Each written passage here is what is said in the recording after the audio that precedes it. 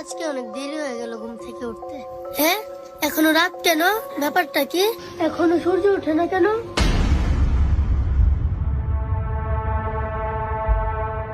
বাবা বাবা, কে কে কে কি হয়েছে মা? ও সকাল 10টা বেজে গেছে, এখনো সূর্য ওঠেনি।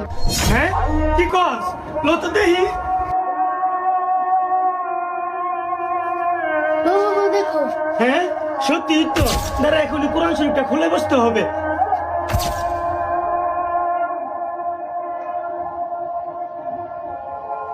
বিশ্বাস করেন, কিয়ামতের আগে একদিন, এক রাতের মধ্যে এই কোরআনের সব পাতাগুলো আল্লাহ তুলে নেবেন আসমানে। হাদিস এসেছে, কোরআনের শুধু পৃষ্ঠাগুলো থাকবে, কালি থাকবে না।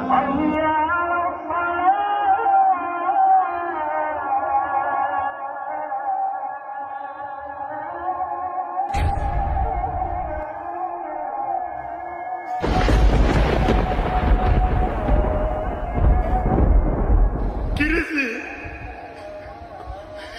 কোরআন শরীফের লেখা দিয়ে মুছে গেছে।